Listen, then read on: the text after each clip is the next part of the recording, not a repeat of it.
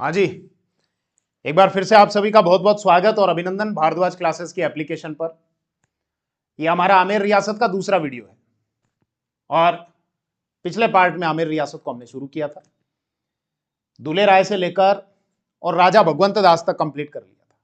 मतलब 1137 से और 1589 तक कंप्लीट हो गया था। लास्ट राजा भगवंत दास तक कंप्लीट हो गया था। अब इस वीडियो में आमेर के शासक मानसिंह के बारे में बात करेंगे बहुत डिटेल से, ए टू जेड कंप्लीट। और मैं जानता हूं यूट्यूब पर मेरे जो बहुत सारे व्यूवर्स हैं वो मानसिंह के बारे में बहुत डिटेल से जानना चाहते होंगे, तो इसीलिए इस वीडियो को मैं यूट्यूब पर भी अपलोड करूंगा। वैसे जानकारी के लिए बता दूं, ये राजस्थान की हिस्ट्री के स्पेशल बैच का वीडियो है। पूरा बैच भारद्वाज क्लासेस की एप्लीकेशन पर अवेलेबल है। प्ले स्टोर से डाउनलोड कर लो या तो एप्लीकेशन को, या इस वीडियो के डिस्क्रिप्शन में लिंक होगा, वहां से डाउनलोड कर लो, Bharadwaj classes by Raman sir. और इंटरेस्टेड हैं तो आप ज्वाइन कर सकते हैं। खैर, मानसिंह के बारे में बहुत डिटेल से हम चर्चा करेंगे, ध्यान दीजिए। वैसे शुरुआती एक इमेज ली है मानसिंह की रानियों से रिलेटेड, क्योंकि एक कोई किस्सा है कि मानसिंह के 1500 रानियां थी। अभी मैं बात करूंगा, पहले एक बार मानसिंह का परिचय ले लेते हैं।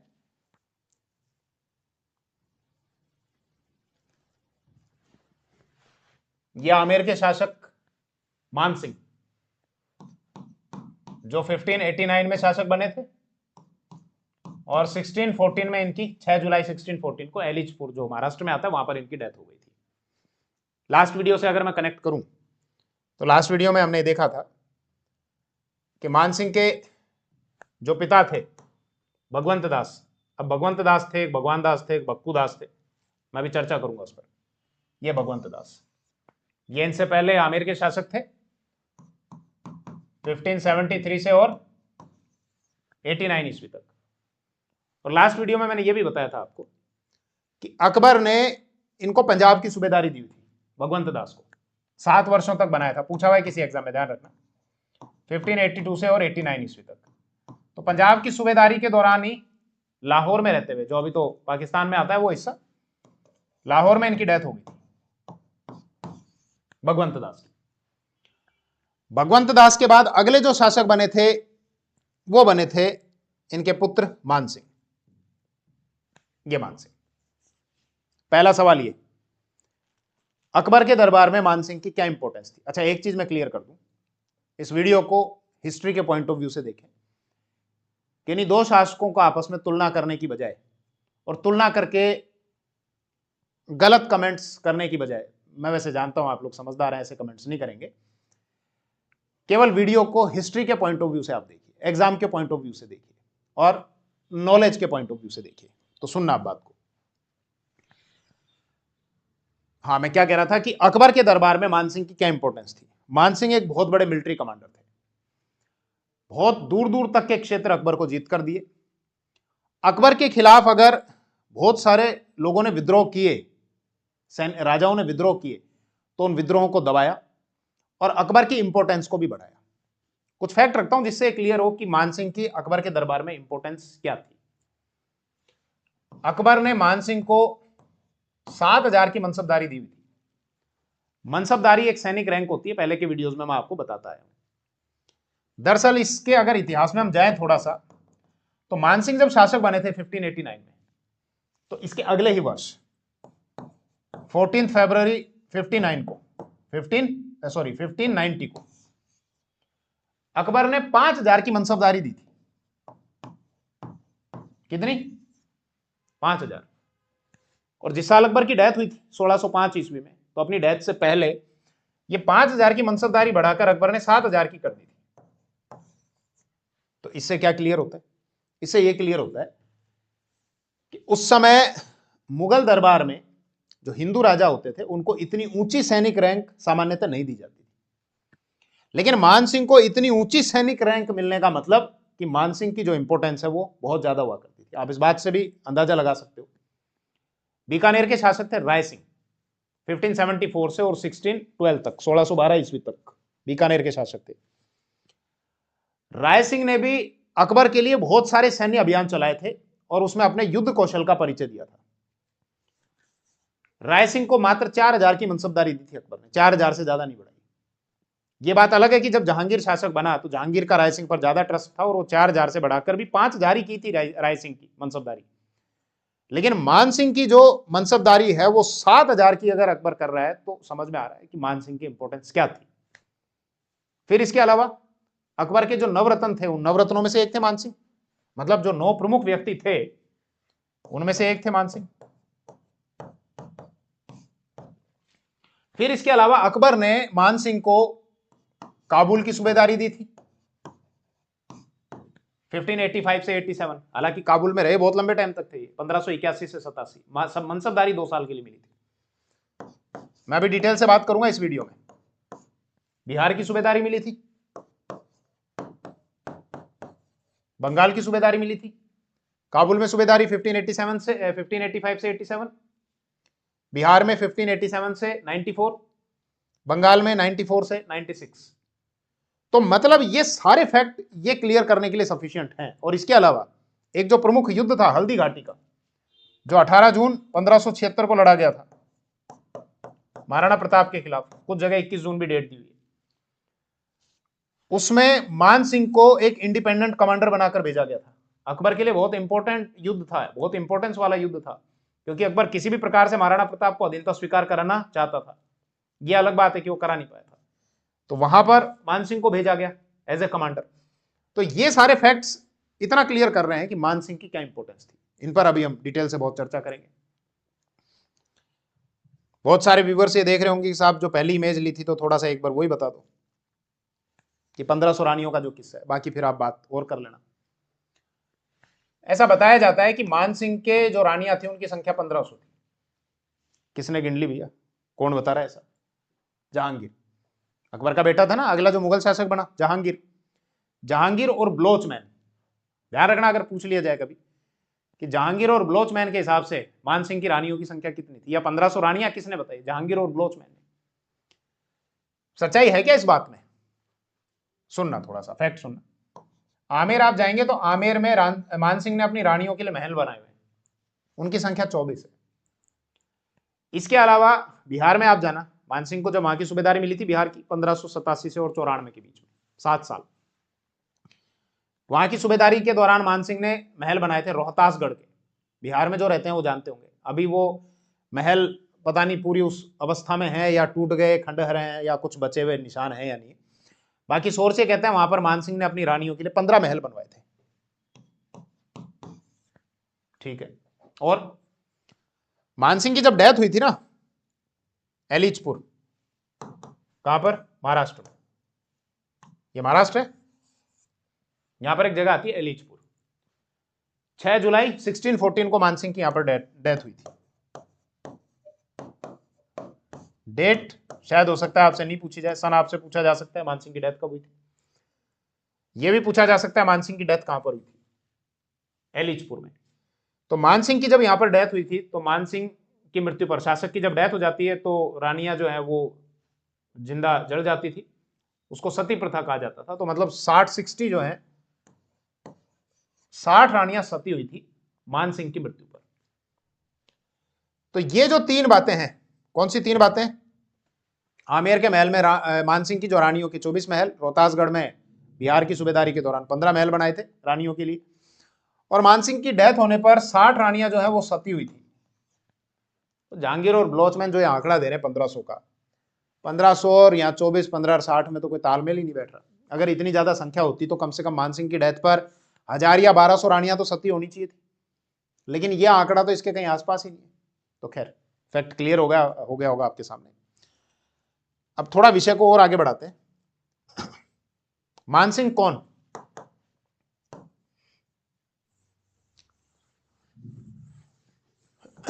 ये एक व्यक्ति है, कौन है? Colonel James Tod. इनको हम बोलते हैं राजस्थान के इतिहास का जनक। कुछ किताबें लिखी हैं इन्होंने, annals and antiquities of Rajasthan, जिसको central and western Rajput state of India कहा जाता है, उसी किताब को। एक किताब और वेस्टर्न ट्रेवल्स ऑफ इंडिया, वो इनकी डेथ के बाद में आई थी, इनकी पत्नी जो थी क्लटरबर्ग, उन्होंने प्रकाशित कराई थी। कर्नल जेम्स टोड ये कहते हैं कि मान सिंह आमेर के प्रथम दत्तक पुत्र थे। ध्यान रखना इस फैक्ट को, आपसे पूछा जाएगा कि आमेर के प्रथम दत्तक पुत्र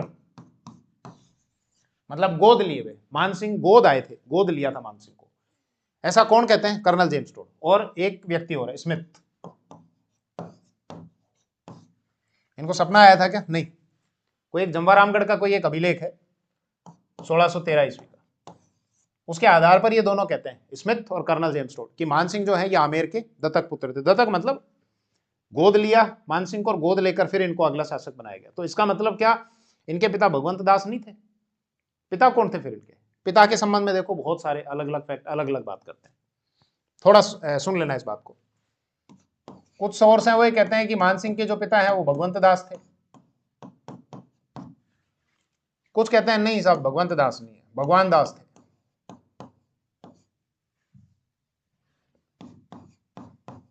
भगवान दास। और कुछ ये कहते हैं नहीं नहीं भगवान दास नहीं साहब, बक्कू दास थे। तो कौन कौन है जो ऐसी बात करते हैं?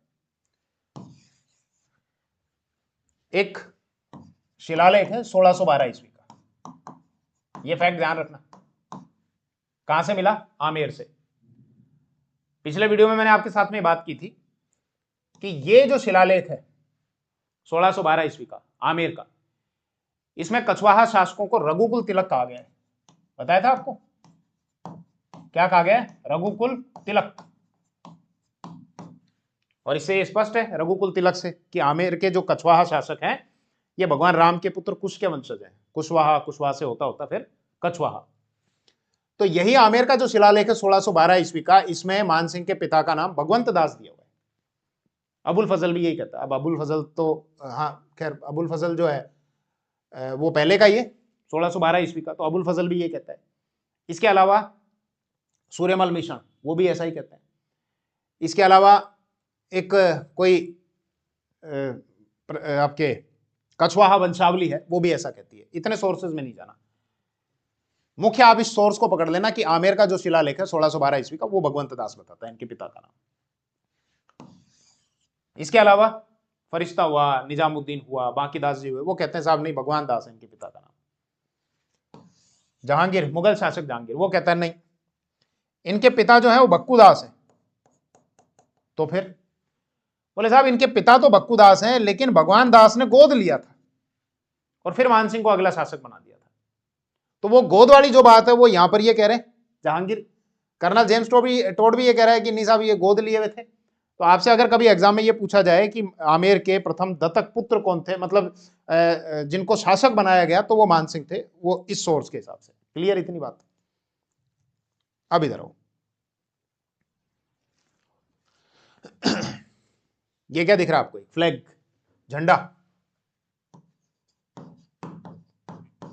कौन सी रियासत का है? कौन सी पढ़ रहे हो आप? आमिर, तो आमिर का। इसमें 5 रंग आपको दिख रहे हैं और इसको कहा जाता है पचरंगा। तो आमेर का जो झंडा है, जो ध्वज था, वो पचरंगा झंडा था। पहले नहीं था, बाद में था। रंग इसका बाद में चेंज हुआ। दरअसल पहले जो आमेर का झंडा हुआ करता था वो सफेद रंग का हुआ करता था, जिसमें झाड़ी बनी हुई होती थी और उसको झाड़शाही, इसलिए आप ये देखते हैं ना आमेर में जो सिक्के चले थे झाड़शाही, वो इसीलिए उनको झाड़शाही कहा गया। तो ये झाड़ी बनी हुई थी, सफेद रंग का हुआ करता था, इस पे झाड़ी बनी हुई होती थी। लेकिन मान सिंह को जब काबुल की तरफ भेजा गया था,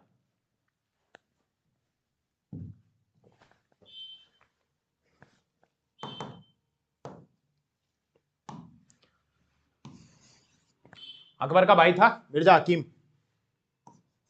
अकबर के खिलाफ कर रखा था विद्रोह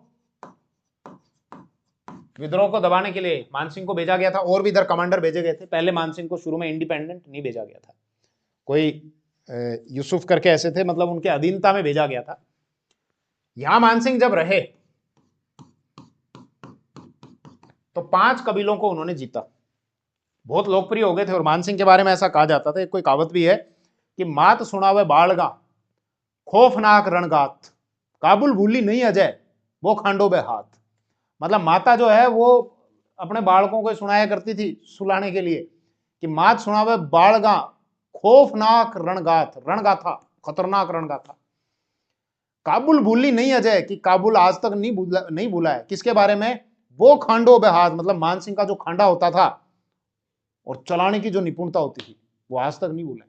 मान सिंह की बड़ी लोकप्रियता हो गई थी और इसीलिए अकबर ने टेंशन में बाद में मान सिंह का यहाँ से ट्रांसफर भी कर दिया था। अकबर को डर था कि कहीं मान सिंह जो है वो खुद का एक इंडिपेंडेंट यहाँ पे कुछ स्थापित नहीं कर लें। खैर ध्यान देना, हम झंडे की बात कर रहे थे। तो मान सिंह जब यहाँ पर रहे थे तो मान सिंह ने 5 कबीलों को जीता था। आपके रोशनिया, यूसुफ अजई करके ऐसे 5 कबीले थे। उन कबीलों के जो झंडे थे उनके सबके अलग अलग रंग थे। तो मान सिंह ने इनको जीतने के बाद आमेर का जो ध्वज था वो सफेद और झाड़शाही से हटाकर और फिर ये पचरंगा झंडा जो है स्थापित कर दिया था। तो इसीलिए आपको ये जो रंग दिखाई दे रहे हैं 5 रंग, ये इसलिए हो गए आमेर में। कौन कौन से रंग अगर कभी पूछ लिया जाए तो व्हाइट, येलो, रेड, ग्रीन और ब्लू। ये ध्यान रखना, ये नीचे आपको ब्लैक ब्लैक सा दिख रहा होगा, ये ब्लैक नहीं ब्लू है। आप गूगल पे सर्च करना तो वहां पर आपको जब नेट पे आप सर्च करोगे तो नीचे थोड़ा देखने में ये ब्लैक ब्लैक सा लगेगा, जबकि ब्लैक नहीं है, ब्लू कलर है। तो ये 5 रंग है। क्लियर इतनी बात?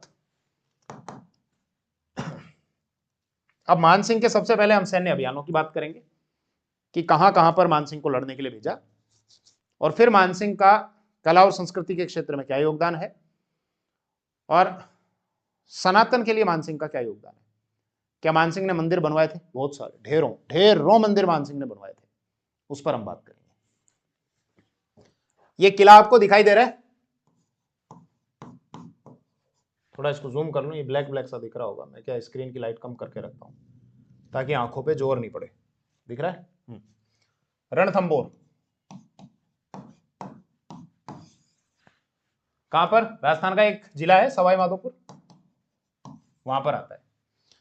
यहां पर मान सिंह का पहला सैन्य अभियान था। आपसे पूछा जाए एग्जाम में कि मान सिंह का प्रथम सैन्य अभियान कहां पर था। इंडिपेंडेंट नहीं थे वो, स्वतंत्र तौर पर कमांडर बनाकर नहीं भेजा था, अकबर के साथ में गए थे युद्ध लड़ने के लिए। लेकिन ये मान सिंह का अगर कोई भी किसी भी प्रकार का XYZ सैन्य अभियान था, फर्स्ट यही था। 1569 की बात है। अकबर ने यहां पर अटैक कर दिया था। यहां के शासक थे सुरजन हाड़ा, हाड़ा चौहान है, और मेवाड़ के शासक थे महाराणा उदय सिंह। उन्होंने, उनकी सहायता से सुरजन जो है ये बूंदी के शासक बने थे। महाराणा उदय सिंह जो महाराणा प्रताप के पिता थे। अकबर ने यहां पर अटैक करने से पहले 1569 से पहले 1567-68 में चित्तौड़ पर अटैक किया था। चित्तौड़ में अकबर जीत गया था। उसके बाद फिर अकबर ने यहां पर भी अटैक किया था सुरजन हाड़ा पर। और इस अभियान में अकबर के साथ में एक तो भगवंत दास थे और इसके अलावा मान सिंह थे। भगवंत दास जो आगे चलकर आमेर के शासक बने थे और भगवंत दास के बाद फिर मान सिंह बने थे। हालांकि इस समय अगर देखा जाए 1569 की बात है तो भगवंत दास आमेर के राजा नहीं थे, राजकुमार थे।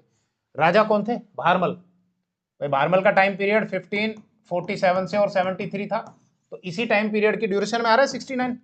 तो भारमल शासक थे और भारमल ने जब 1562 में अकबर की अधीनता स्वीकार की थी, 20 जनवरी 1562 को सांगानेर में मुलाकात हुई थी भारमल की अकबर के साथ में। तो उसी वर्ष वो अधीनता स्वीकार करने के बाद भगवंत दास और मान सिंह को अकबर की सेवा में भेज दिया था।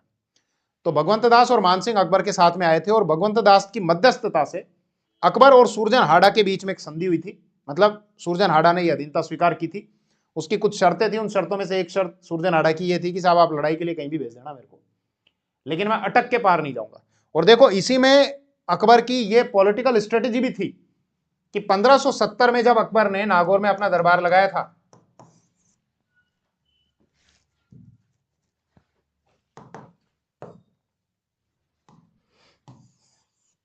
ये है नागौर वाला हिस्सा, लेकिन अभी तोड़ दिया। ये नागौर अलग हो गया और ये डीडवाना कुचामन अलग हो गया। हालांकि उस समय जो नागौर का मैप था वो अलग नागौर का मैप था, मोटा मोटा यही था नागौर, है ना। अभी तो हम जिले बोलते हैं, उस समय अलग रियासत या ठिकाने हुआ करते थे। तो अकबर ने यहाँ पर 1570 में जो नागौर में अपना दरबार लगाया था, तो इस बात को भी आप अच्छे से समझ सकते हैं कि 1570 में क्यों लगाया, पहले क्यों नहीं लगाया। क्योंकि अकबर पहले युद्ध करके और मुख्य रूप से मेवाड़ को पराजित करने के बाद ये संदेश देना चाहता था कि देखो मैंने युद्ध करके इनको तो पराजित कर दिया, अब इस नागौर के दरबार में जो उपस्थित होकर मेरी अधीनता स्वीकार करना चाहते हैं वो बिना लड़े अधीनता स्वीकार कर लो, नहीं तो फिर युद्ध आपको लड़ना पड़ेगा। तो युद्ध में मैं आपको पराजित कर दूंगा क्योंकि मैं मेवाड़ को पराजित कर चुका। तो इसीलिए अकबर ने पहले मेवाड़ को पराजित किया, फिर मेवाड़ के जो सहयोगी थे जैसे सूरजन हाड़ा उनको पराजित मतलब उनके साथ में उनको अधीनता स्वीकार करा ली। उसके बाद फिर 1570 में फिर जाकर नागौर में अपना दरबार लगाया। और इसका बहुत एडवांटेज भी हुआ अकबर को कि बहुत सारे शासक ऐसे थे जो यहाँ पर उपस्थित हुए और बिना लड़े ही अकबर की अधीनता स्वीकार कर ली। और बाकी जो शासक थे जैसे रावचंद्र सेन मारवाड़ वाले, वो कम संसाधन होने के बावजूद अकबर के खिलाफ लड़ते रहे। हालांकि एक जगह से दूसरी, दूसरी से तीसरी उनको जाना पड़ा, लेकिन अकबर की अधीनता स्वीकार नहीं की, लड़ते रहे। और ऐसे ही मेवाड़ के जो शासक थे महाराणा प्रताप, अकबर की अधीनता स्वीकार नहीं की। और अकबर की तो फिर बाद में हालत ही खराब कर दी थी, अकबर ने इधर सेनाएं भेजनी बंद कर दी थी 1585 के बाद। तो खैर वो हमारा विषय नहीं है, वापस विषय पर लौट कर आओ, क्योंकि इस वीडियो में हमको मानसिंह पर चर्चा करनी है। तो यहां पर क्या चर्चा की हमने कि 1569 में अकबर ने जो रणथंबोर में अपना जो सैन्य अभियान चलाया था, तो मानसिंह का ये प्रथम सैन्य अभियान था जिसमें इंडिपेंडेंट नहीं गए थे मानसिंह, लेकिन अकबर की तरफ से यहां पर लड़ने के लिए गए थे। अब मानसिंह के और कौन कौन से सैन्य अभियान थे, तो उस पर थोड़ी चर्चा कर लेते हैं, ध्यान देना। खूब ही लड़ने के लिए भेजा अकबर ने, खूब।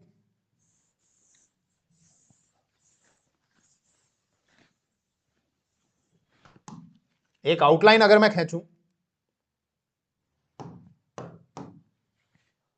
तो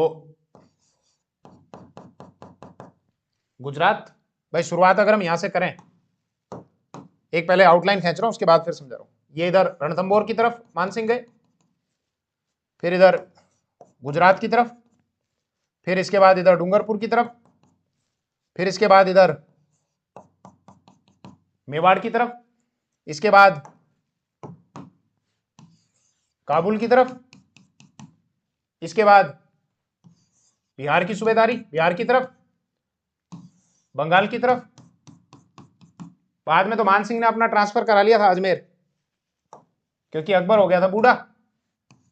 ये अजमेर में अपना ट्रांसफर करा लिया था, अकबर हो गया था बूढ़ा और मुगल दरबार में चल रहे थे षड्यंत्र। मानसिंह ने प्रयास किया कि साहब मेरा जो भांजा है खुसरो, वही अगला शासक बन जाए। और जहांगीर को बड़ी टेंशन थी, फिर जहांगीर ने खुसरो को पकड़ के जेल में बंद करके आंखें फुड़वा दी थी। तो इसलिए जानबूझकर मानसिंह ने यहां पर अपना ट्रांसफर कराया था। तो एक एक करके हम सैन्य अभियान की बात कर लें, ध्यान देना। ये तो चर्चा कर ली 1569 का रणथंबोर वाला प्रथम सैन्य अभियान। अकबर ने मानसिंह को भेजा 1572 में गुजरात की तरफ, 1572 में। कहां पर? गुजरात। शेर खां फलोदी था कोई, उसका दमन करने के लिए उस पर अटैक किया। शेर खां फलोदी का बेटा भाग गया इधर ईडर की तरफ। ईडर एक जगह आती है गुजरात में, मेवाड़ और गुजरात के बीच उस समय जो रियासत थी, बीच में पड़ा करता था ईडर वाला हिस्सा। तो वो ईडर की तरफ भाग गया और मानसिंह ने यहां पर बढ़िया तगड़े से अच्छे से उसको दबा दिया, शेर खां फलोदी को। बाद में फिर अकबर ने कहा कि मानसिंह एक काम करो, डूंगरपुर की तरफ चले जाओ। डूंगरपुर में थे आस्करण, बोले इधर जाओ और जो जो रास्ते में जितने भी शासक आए, जो भी जागीरदार ठिकानेदार आए, जो आपका स्वागत करें उनका सम्मान करो। इनाम तो स्वागत करने का मतलब अधीनता स्वीकार कर रहे हैं आपकी। और जो आपका स्वागत नहीं करें तो उनको दंडित करो। तो आस्करण पर अटैक किया मानसिंह ने, आस्करण को पराजित किया।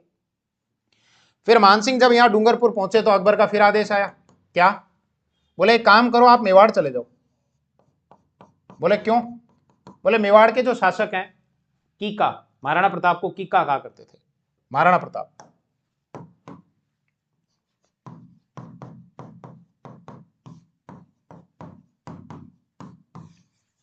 बोले वहां जाओ और महाराणा प्रताप से बात करो और उनको मेरी अधीनता स्वीकार कराओ। महाराणा प्रताप ने खैर अधीनता स्वीकार करना तो दूर की बात, कुछ ऐसे किस्से हैं, ये कहे जाते हैं कि मानसिंह जब मिलने के लिए गए तो मानसिंह का अपमान किया महाराणा प्रताप ने। उसमें सच्चाई है क्या उस बात में? कुछ मैं पहले के वीडियोस में कई बार आपको स्पष्ट कर चुका हूं। दरअसल अकबर ने महाराणा प्रताप को अपने अधीन करने के लिए 4 शिष्टमंडल भेजे थे। मैं लिख नहीं रहा हूं, ये मेवाड़ रियासत में आप देख लेना, पढ़ा चुका हूं, सिर्फ मैं रिकॉल करा रहा हूं इन चीजों को। एक दूत भेजा था 1572 में और बाकी 3 भेजे थे 1573 में। तो मानसिंह को भी कब भेजा था? 1573 में। भाई एक तो कब भेजा था? 1572 नवंबर के महीने में। और बाकी जो भेजे थे वो जून 1573, अक्टूबर 1573 और दिसंबर 1573 में। जलाल खां, मानसिंह, भगवंत दास, टोडरमल। जलाल खां, मानसिंह, भगवंत दास और टोडरमल, ये 4 भेजे गए थे। तो मानसिंह दूसरे नंबर पर आए थे और मानसिंह और महाराणा प्रताप की मुलाकात हुई थी। मुलाकात बहुत अच्छे तरीके से हुई थी, महाराणा प्रताप ने कोई अपमान नहीं किया था। कुछ सोर्स हैं, जैसे एक अमर काव्य वंशावली है, इसके अलावा जगन्नाथ राय की प्रशस्ति है। तो ये जो सोर्स हैं ये बताते हैं, और राज प्रशस्ति कि साहब सॉरी अमर काव्य वंशावली है, और इसके अलावा एक सोर्स और है, मेरे दिमाग में अभी आ नहीं रहा, वो ये कहते हैं कि इनकी मुलाकात बहुत अच्छे ढंग से हुई थी और उसमें कहीं पर भी अपमान करने की बात नहीं लिखी हुई। लेकिन बाद में मुनोत नैन्सी के द्वारा और कुछ ख्यातों में मारवाड़ की या अलग अलग जो ख्यात हैं उनमें इस प्रकार की बातों को फिर जोड़ दिया गया, और आगे चलकर कर्नल जेम्स टोड ने इसको बहुत ज्यादा प्रचारित कर दिया कि साहब इस प्रकार से कोई अपमान किया गया था। कर्नल जेम्स टोड ये कहता है कि उदय सागर झील की पाल पर मिले थे और दोनों के बीच में कुछ इस प्रकार की अनबन हुई थी। और अबुल फजल ये कहता है नहीं साहब गोगुंदा स्थान पर मिले थे। आप मेवाड़ रियासत में जाकर देख लेना, क्योंकि फिर ये मेवाड़ की तरफ हम चले जाएंगे ज्यादा। ठीक है, तो वापस अगर मैं रिकॉल कराऊं, ये पहला अभियान रणथंभौर की तरफ, फिर 1572 में भेजा गुजरात की तरफ शेर खां फलोदी का दमन करने के लिए, फिर इधर डूंगरपुर की तरफ आस्करण के साथ में युद्ध किया, फिर 1573 में भेजा गया कहां पर, मेवाड़, महाराणा प्रताप के साथ में बातचीत करने के लिए। फिर मानसिंह को यह आदेश आया कि मानसिंह एक काम करो, आप गुजरात की तरफ चले जाओ वापस, क्योंकि गुजरात में अकबर का फिर से कोई सैन्य अभियान चल रहा था। मानसिंह जब इधर जा रहे थे तो रास्ते में ही ये सूचना मिली कि अकबर वो अभियान जीत गए, मतलब अकबर ने अपनी सेना भेजी थी। बीच रास्ते में अकबर का फिर मैसेज आ गया, बोले क्या, बोले एक काम करो, फतेहपुर सीकरी आ जाओ, यहां से मेरे साथ चलना है। कहां पर, बिहार, बिहार में दमन करने के लिए। तो मानसिंह को अपने साथ ले गया अकबर बिहार की तरफ। दाऊद खां था कोई, उस दाऊद खां के खिलाफ सैन्य अभियान चलाने के लिए। तो आप देख रहे हो कि किस प्रकार से मानसिंह को एक जगह से दूसरी, दूसरी से तीसरी, तीसरी से चौथी कंटिन्यू सैन्य अभियान पर भेजा जा रहा है। और भेजा जा रहा है तो क्यों, क्योंकि मानसिंह एक जबरदस्त मिलिट्री कमांडर तो थे, और मानसिंह की इस योग्यता का मुगल शासक अकबर ने खूब बेनिफिट लिया। अब इंपॉर्टेंट सैन्य अभियानों की हम बात कर लेते हैं। ये तो मोटे मोटे तौर पे आप ध्यान रख लेना कि अगर कभी कुछ बहुत ज्यादा डिटेल से पूछा जाए तो आप लिख सकते हैं। अब काबुल, बिहार और बंगाल, ये तीन देख लेते हैं। अकबर का भाई था मिर्जा हकीम,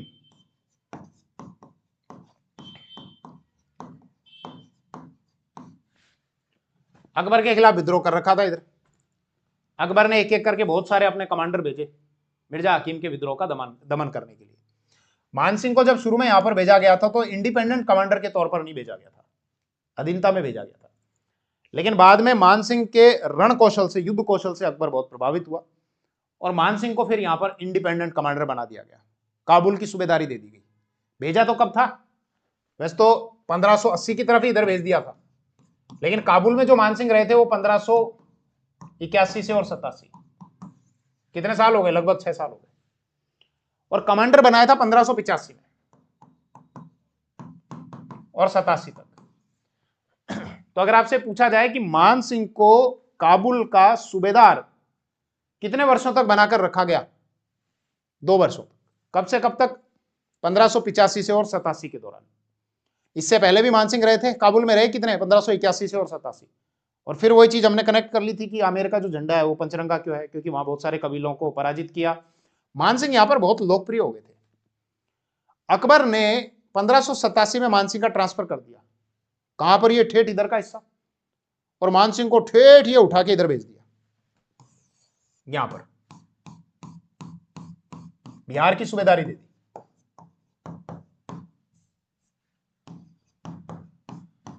1587 से 7 वर्षों तक, 94। अब इस पर कई इतिहासकार ये कहते हैं कि मानसिंह जब इधर इतना अच्छा काम कर रहे थे, सारे विद्रोह बिल्कुल खत्म कर दिए, एकदम सपाट कर दिए, जैसे होता है ना रोड रोलर चला दिया सड़क पे। रोड रोलर था नहीं, समझाने के लिए कह रहा हूं केवल, क्योंकि कई बार व्यूअर्स ये भी कमेंट कर देते हैं साहब रोड रोलर तो होते ही नहीं थे, नहीं होते थे। तो कई इतिहासकार ये कहते हैं कि साहब ये यहां पर जब इतना बढ़िया काम कर रहे थे मानसिंह, तो ये उठा के वहां क्यों ट्रांसफर कर दिया मानसिंह का। तो कुछ तो ये कहते हैं कि अकबर को ये डर था कि मानसिंह की यहां लोकप्रियता बहुत ज्यादा बढ़ रही है, और इतनी लोकप्रियता के कारण मानसिंह खुद इतने ज्यादा पावरफुल ना हो जाएं कि कल को अकबर का ही विरोध करना शुरू कर दें, इसलिए ट्रांसफर किया गया। कुछ तो ये कहते हैं। कुछ ये कहते हैं कि नहीं साहब, आप अगर रिकॉर्ड उठा के देखोगे तो 5-7 साल से ज्यादा एक जगह पर किसी को लंबे टाइम तक नहीं रखा जाता था, मतलब इस इतने टाइम पीरियड से ज्यादा नहीं रखा जाता था। उसका ट्रांसफर कर दिया जाता था दूसरी जगह। तो इसलिए ये एक प्रक्रिया थी, उस प्रक्रिया के तहत इनका ट्रांसफर किया गया। जो भी कारण था, आपको नहीं जाना, कोई पीएचडी नहीं करनी है, आरपीएससी आरएस के एग्जाम के पॉइंट ऑफ व्यू से आपको देखना है, तो आपको ध्यान रखने वाली बात यह है कि बिहार की सूबेदारी मिली कब, 1587 से 94, 7 साल बिहार की सूबेदारी की बात करेंगे। और बिहार के बाद में मानसिंह को सूबेदारी मिली बंगाल की। बंगाल आज का ये जो पूरा आपका बांग्लादेश सब बंगाल में आता था, ये मिली 1594 से और 96, 2 वर्षों के लिए। अकबर तो और लंबे टाइम तक रखना चाहता था मानसिंह को यहाँ पे, लेकिन मानसिंह ने जानबूझकर अपना ट्रांसफर करा लिया अजमेर। उसकी मैं अभी चर्चा करूंगा आपके साथ। यहां पर आ गए थे मानसिंह।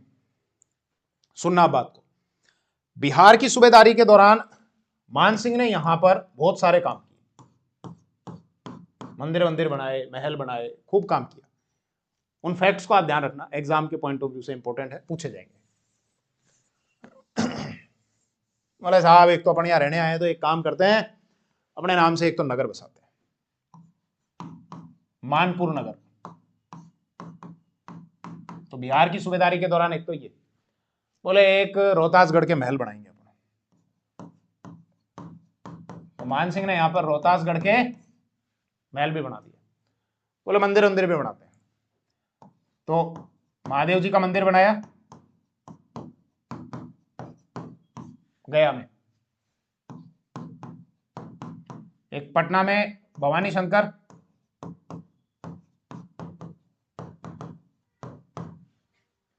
का मंदिर बनाया। इसके अलावा बिहार की सूबेदारी के दौरान ही ओडिशा वाला जो क्षेत्र है, यहां पर 2 लोगों ने अकबर के खिलाफ मोर्चा खोल रखा था। कौन कौन? कतलू खां और नासिर खां। नाम ही जोरदार है ना, कतलू खां। तो कतलू खां था और उसका बेटा था नासिर खां। इन्होंने अकबर के खिलाफ मोर्चा खोल रखा था। ओडिशा में ये रहते थे, वर्तमान जो ओडिशा वाला क्षेत्र है। बात है 1592 की। कतलू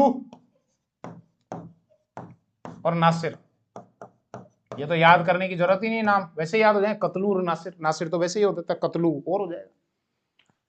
इन दोनों के विद्रोह का दमन किया मानसिंह ने। और जो जगन्नाथ जी का मंदिर है ना पुरी में, वर्तमान जो ओडिशा वाला क्षेत्र है, जगन्नाथ जी के मंदिर का जीर्णोद्धार कराया मानसिंह ने।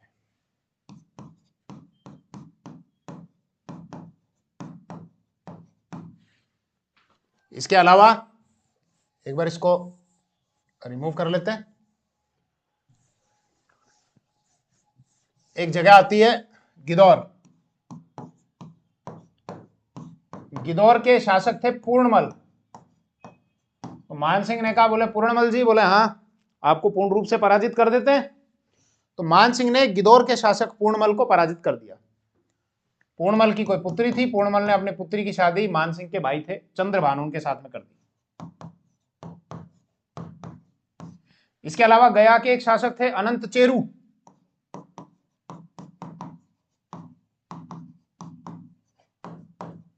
मानसिंह ने उनको भी पराजित किया। तो बिहार की सूबेदारी से रिलेटेड वापस एक बार मैं रिवाइज करूं। बिहार की सूबेदारी कितने वर्षों तक रही? 7 वर्षों तक। कब से कब तक? 1587 से और 94 ईस्वी तक।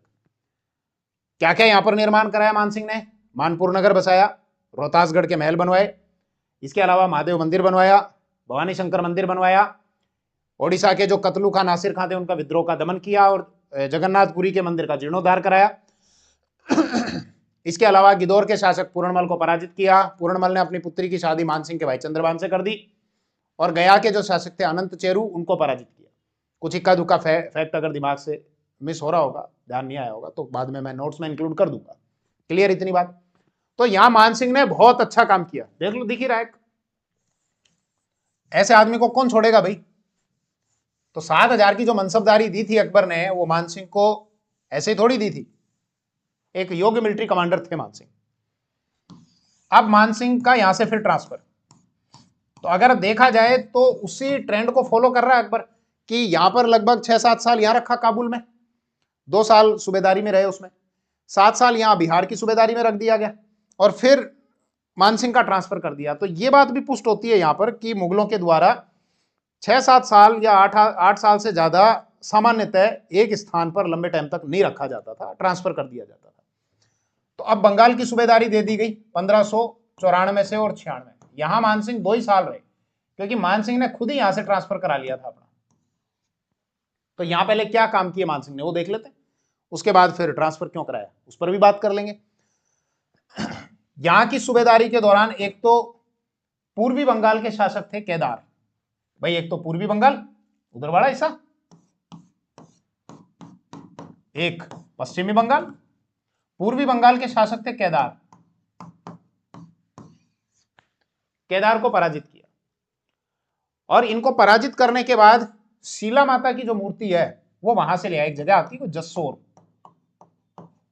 जसोर से शीला माता की मूर्ति लेकर आए और आमेर के महलों में स्थापित करवाया। दिखाऊं मैं आपको? वैसे तो पिछले वीडियो में मैंने आपको बता दिया था। ये देखो, ये शीला देवी की मूर्ति है। दरअसल थोड़ा अगर मैं और डिटेल से आपको बताऊं, कभी घूमने के लिए जाओ तो चले जाना आप, मैं थोड़ा बता देता हूं आपको।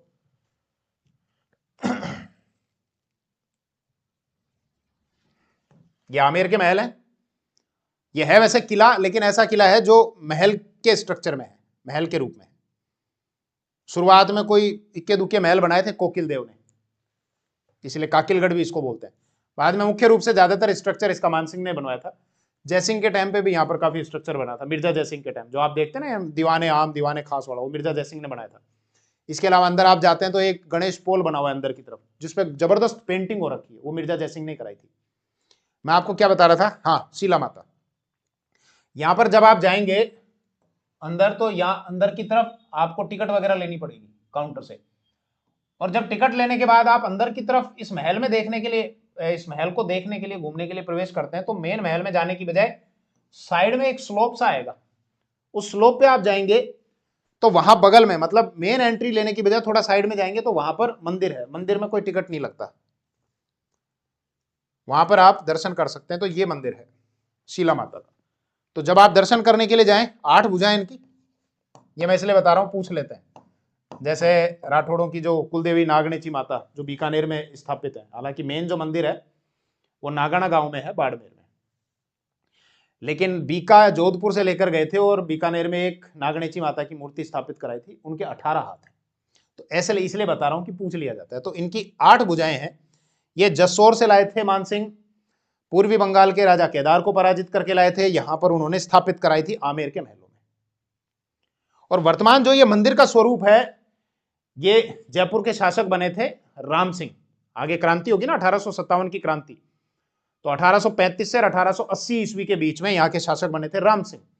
उन्होंने ये मंदिर का जो वर्तमान स्वरूप है उनके द्वारा बनाया गया था। क्लियर इतनी बात? वापस मान सिंह के सैन्य अभियानों पर आ जाओ। कहां गई स्लाइड?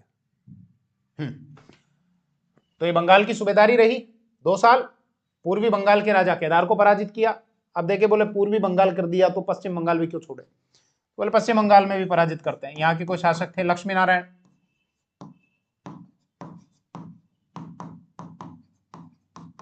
लक्ष्मी नारायण को पराजित किया। लक्ष्मी नारायण ने कहा, बोले रुक जाओ साहब, जो पराजित कर दिया। तो इनकी कोई पुत्री थी अबला देवी, बोले अबला देवी से आपकी शादी कर देता हूं, और अबला देवी का विवाह कर दिया मान सिंह के साथ में। फिर इसके अलावा और यहाँ के शासक थे ईसा खां, सुलेमान खां, इनको भी पराजित किया। तो बंगाल की सूबेदारी के दौरान मुख्य रूप से मान सिंह ने केदार को पराजित किया, लक्ष्मी नारायण को पराजित किया, ईसा खां को पराजित किया और सुलेमान को पराजित किया। मान सिंह ने यहां पर जाकर सबसे पहले तो राजधानी को चेंज किया। पहले राजधानी थी टंडा। कौन सी? टंडा। बोले साहब इसको चेंज करो, ये अपने हिसाब से नहीं है, अपन बनाएंगे राजधानी बढ़िया। अकबर ने एक नई राजधानी बनाई अकबर नगर, सॉरी अकबर ने नहीं, मान सिंह ने। भाई सामने क्या कैमरा है और स्टूडियो बंद करके आप कैमरे के सामने बोलते रहते हो, तो कई बार ध्यान नहीं रहता कि दिमाग में कुछ होता है और शब्द कुछ और निकल जाता है, क्योंकि कंसंट्रेशन नहीं हो पाता कैमरे के आगे, और कैमरा मोटिवेट भी नहीं करता बोलने के लिए। तो इसलिए कई बार ऐसा होता है कि मान लो 1569 की जगह 1669 निकल जाता होगा, तो जब आप कमेंट सेक्शन में कमेंट करते हैं तब पता चलता है कि अच्छा मैंने यहाँ 1569 की जगह 1579 बोल दिया या 59 बोल दिया, जो भी। तो समझ रहे होंगे आप इस चीज को। तो मानसिंह जब यहां पर गए थे तो मानसिंह ने टंडा के स्थान पर अकबर नगर को राजधानी बनाया।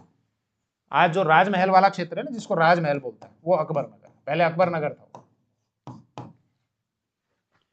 अब मानसिंह यहां पर रहे, लेकिन अब अकबर भी बूढ़ा हो रहा था भाई। 96 की बात है, 9 साल बाद अकबर की डेथ ही हो गई 1605 ईस्वी में। जहांगीर भी ये कि मैं शासक बन जाऊं, मतलब अब मुगल दरबार में तैयारियां होने लग गई साहब, कौन राजा बने नहीं बने। तो कुल मिलाकर मानसिंह अब अपना जो इंटरफेयर है, अपनी इन्वॉल्वमेंट मुगल दरबार में रखना चाहते थे। तो इसलिए मानसिंह ने यहां पर ये कहा कि साहब मैं अब यहाँ बंगाल साइड में नहीं रहना चाहता। बोले क्यों? बोले यहाँ की जलवायु मेरे सूट नहीं होती, और मैं यहाँ, मेरा स्वास्थ्य जो है वो गड़बड़ हो रहा है। एक रीजन ये भी था कि मानसिंह इस क्षेत्र में वापस आना चाह रहे थे, क्योंकि खुद की राजधानी से, आमेर से भी बहुत लंबे समय से वो दूर थे, तो इसलिए आमेर पर भी उनकी नजर रहे। और दूसरा, मुगल दरबार में क्या चल रहा है वहां पर भी मानसिंह की इन्वॉल्वमेंट बढ़े। तो इसीलिए मानसिंह ने अकबर से कहकर और अपना ट्रांसफर करा लिया, बंगाल से आ गए और यहां पर अजमेर, मुगलों के अधिकार में हुआ करता था अजमेर। 1570 में अकबर ने यहाँ पर एक दुर्ग बनाया था, जिसको अकबर आपका वर्तमान हम मैगजीन दुर्ग के नाम से जिसको जानते हैं, जो बाद में म्यूजियम बना दिया गया था। तो यहां मानसिंह ने अपना ट्रांसफर करा लिया। तो बोले फिर वहां बंगाल में कौन रहेगा? बोले एक काम करो, मेरे बेटे हैं जगत सिंह, उनको छोड़ देता हूं यहां पे।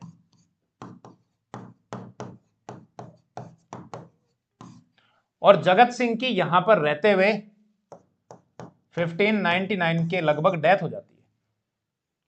मानसिंह के बड़े पुत्र थे जगत सिंह। बड़ा बेटा जनरली पहला बेटा होता है, प्यारा होता है। तो मानसिंह इनकी डेथ से बहुत टूट गए थे, बहुत दुखी हुए थे। आप आमेर में जाएंगे ना तो एक मंदिर आपको दिखेगा, जगत शिरोमणि का मंदिर। ये है, देखो ये मंदिर है ना, ये जगत शिरोमणि का मंदिर है, भगवान कृष्ण का मंदिर है। ये मानसिंह की रानी थी कनकावती, उन्होंने बनवाया था। तो अपने पुत्र जगत सिंह के नाम पर इसको बनाया गया, इसीलिए कहा गया ना जगत शिरोमणि मंदिर, जगत शिरोमणि।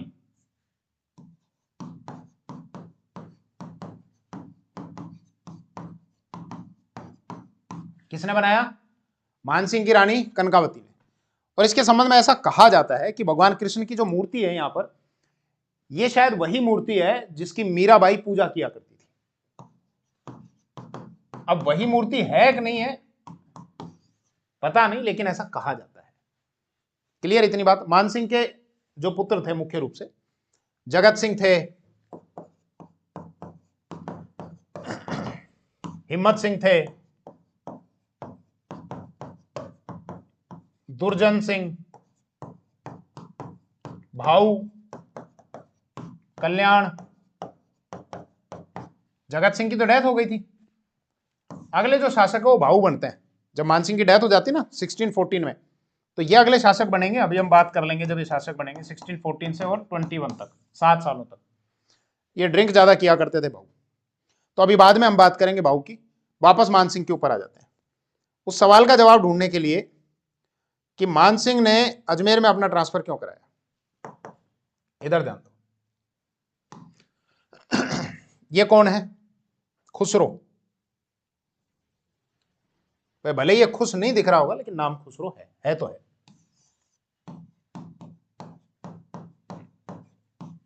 कौन खुसरो? जहांगीर का बेटा। मानसिंह के जो पिता थे भगवंत दास, उनकी पुत्री थी मानबाई, जिनको शाह ए बेगम कहा गया है। शाह ए बेगम। भगवंत दास ने मानबाई का विवाह सलीम के साथ में किया था। सलीम जो आगे चलकर जहांगीर के नाम से शासक बना था। मानबाई और सलीम की जो पुत्र थे वो थे खुसरो। तो मानसिंह क्या हुए? इनके मामा। मानसिंह, अजीज कोका और काफी लोग ऐसे थे जो ये चाहते थे कि जहांगीर के बाद, अकबर के बाद अगले जो शासक है वो खुसरो को बना दिया जाए। जहांगीर को बड़ी टेंशन थी कि मेरे बेटे को बनाने के लिए लोग षड्यंत्र कर रहे हैं, मेरे को गद्दी नहीं मिलेगी। तो इसलिए हमें देखते हैं कि जब 1605 में अकबर की डेथ होती है, तो जहांगीर को बीकानेर के शासक राय सिंह पर बहुत ट्रस्ट था और जहांगीर ने राय सिंह को लेटर लिखा था कि फटाफट आप यहां पहुंचो आगरा, शीघ्र अतिशीघ्र, जितनी जल्दी हो सके। और राय सिंह को आगरा के किले का कार्यभार सौंपा और जहांगीर बेटे को पकड़ने के लिए और फिर चल दिया। खुसरो को पकड़ लिया गया था और फिर जेल में आंख आंख फोड़ दी गई थी खुसरो की। तो खुसरो का प्रभाव बढ़ाने के लिए और प्लस आमेर पर भी प्रॉपर वॉच रखने के लिए मान सिंह ने बंगाल से अपना ट्रांसफर करा लिया था, लेकिन अपने बेटे को वहां पर छोड़ा था जगत सिंह को, और जगत सिंह की डेथ हो गई थी और उसके कारण मान सिंह काफी टूट गए थे। आगे बढ़ते हैं अब, और इसमें कुछ रह गया। अब चलो कुछ और बात कर लेते हैं मान सिंह से रिलेटेड कि मान सिंह का सनातन के लिए क्या रोल रहा। मंदिर वगैरह बनाने में, आर्ट एंड कल्चर के क्षेत्र में मान सिंह के कौन कौन से दरबारी थे, मान सिंह ने कौन कौन से मंदिर बनवाए थे, जीर्णोद्धार कराया था, उस पर बात कर लेते हैं। मान सिंह की जो धार्मिक निष्ठा थी वो सनातन में थी। 1582 में अकबर ने एक नया धर्म चलाया, दीन इलाही, और मान सिंह से यह कहा कि आप दीन इलाही की सदस्यता ले लो, इस धर्म को स्वीकार कर लो। मान सिंह ने कहा नो, धर्म चेंज नहीं किया जाएगा। फिर एक जगह आती है बिहार में, मुंगेर। मुंगेर के कोई मौलवी थे, शाह दौलत।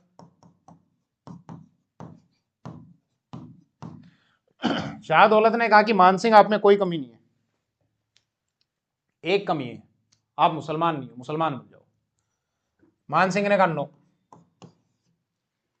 फिर इसके अलावा हमने देखा मान सिंह ने बहुत सारे मंदिर बनवाए थे। महादेव मंदिर बिहार की सूबेदारी के दौरान गया में, भवानी शंकर मंदिर,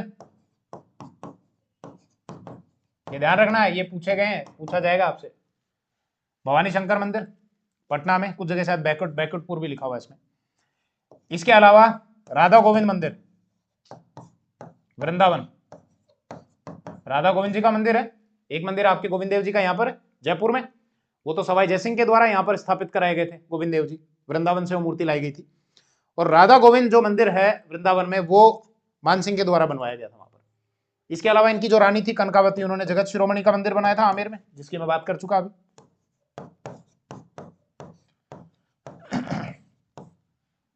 इसके अलावा शीला माता की मूर्ति स्थापित कराई आमेर के महलों में।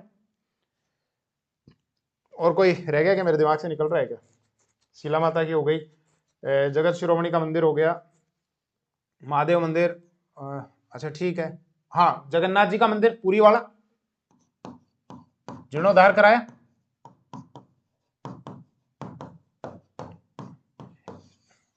देखो कितने मंदिर मंदिर बना रहे हैं मान सिंह।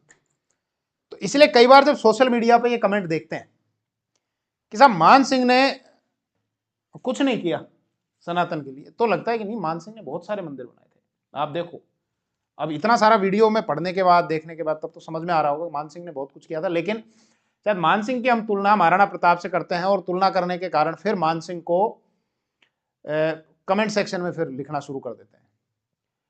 निश्चित रूप से मान सिंह एक योग्य मिलिट्री कमांडर तो थे, लेकिन मान सिंह ने अपनी योग्यता जो है वो अकबर के लिए दिखाई थी। तो इसीलिए हम अकबर, महाराणा प्रताप और मान सिंह को तुलना करते हुए इस प्रकार से लिख देते हैं। क्लियर इतनी बात? अच्छा ठीक है। इसके अलावा एक चीज और जो मैं यहां बताना भूल गया, वैसे तो मेवाड़ रियासत में मैंने बता दी थी कि 1576 का जो हल्दी घाटी का युद्ध था, उसमें मान सिंह को पहली बार स्वतंत्र मिलिट्री कमांडर के तौर पर भेजा गया था। भाई सेनानायक बनाया गया था ना, एक तो मान सिंह को और एक आसफ खां को। तो यहाँ 1576 का ये जो युद्ध लड़ा गया था, 18 जून 1576, या कुछ जगह 21 जून भी दिया हुआ है, ये मेवाड़ रियासत में मैं बहुत ज्यादा डिटेल से आपको बता चुका, तो इस विषय को आप वहां पर देख लेना। अब मान सिंह से रिलेटेड हमको कुछ एक विषय पर और चर्चा करनी है। क्या? मान सिंह के कौन कौन से दरबारी थे, तो वो भी लगे याद कर लेते हैं, फिर अगले शासक को ले लेंगे नेक्स्ट वीडियो में।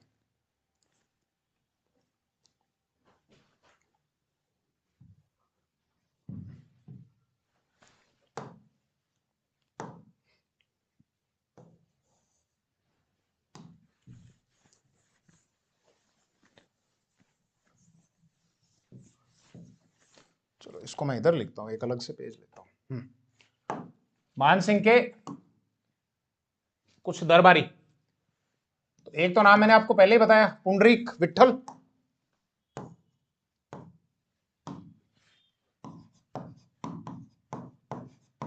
पुंडरीक विठल। अब इनकी रचनाएं और बताता हूं आपको।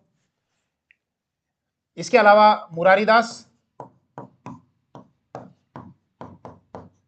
इसके अलावा जगन्नाथ। पुंडरीक विठल की कुछ रचनाएं हैं,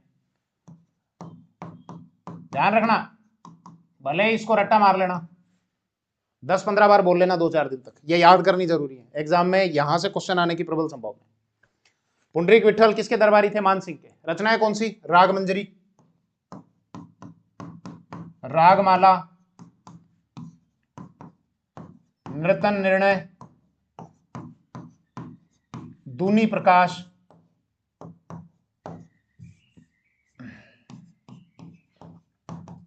दूनी प्रकाश, इसके अलावा राग चंद्रोदय,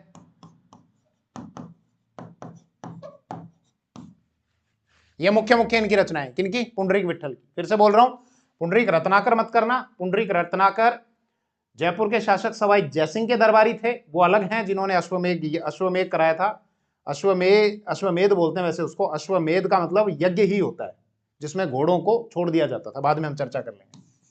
मुरारीदास, जिन्होंने मान प्रकाश की रचना की। जगन्नाथ, जिन्होंने मानसिंह कीर्ति मुक्तावली, मानसिंह कीर्ति मुक्तावली। इसके अलावा एक और हुए थे, कवि दलपत, ये आया हुआ है क्वेश्चन किसी एग्जाम में, कवि दलपत, जिन्होंने लिखा है पत्र प्रशस्ति, और एक लिखा है पवन पश्चिम।